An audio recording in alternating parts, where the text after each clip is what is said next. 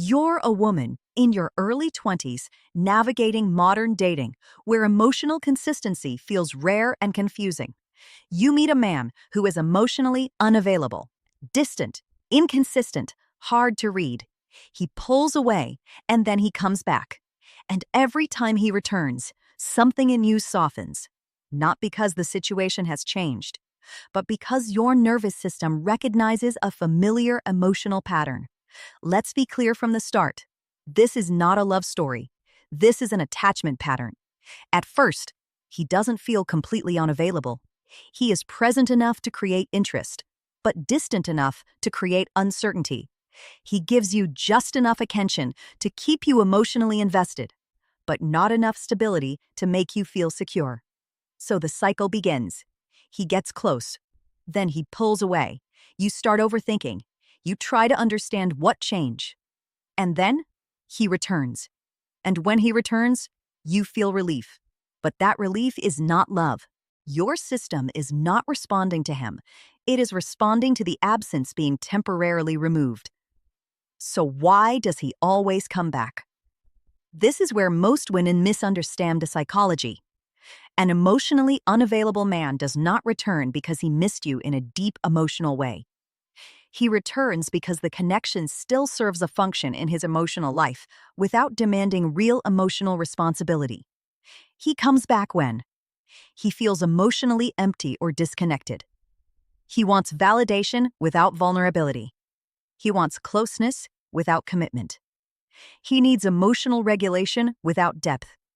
And you become the easiest place to get that. Not because you are less than, but because the pattern between you allows emotional access without emotional accountability. Now here's the part that is difficult to accept. Every time he leaves and returns, a cycle is being reinforced in your nervous system. When he leaves, you experience emotional withdrawal. When he returns, you experience relief, and your brain begins to associate his return with emotional safety. This is called intermittent reinforcement. It is one of the strongest psychological bonding mechanisms in human behavior, not because it is healthy, but because it is unpredictable.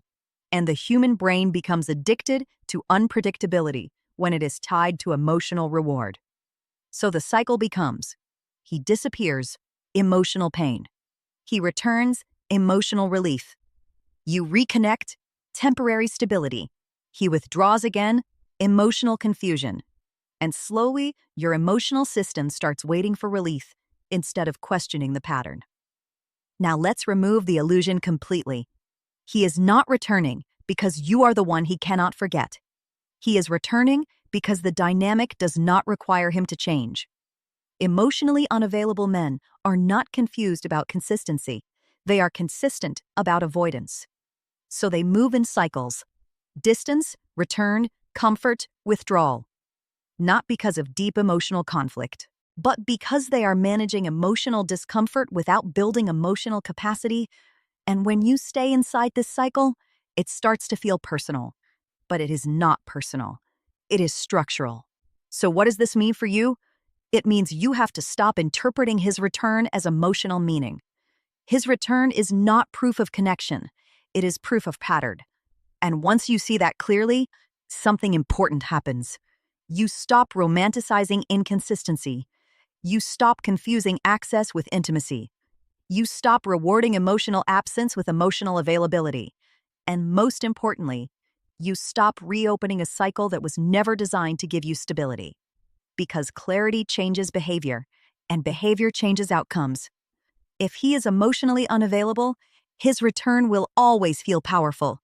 Not because it is meaningful, but because it interrupts your emotional withdrawal.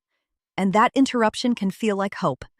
But clarity sounds different. Someone who truly wants you does not need to leave repeatedly to understand your value.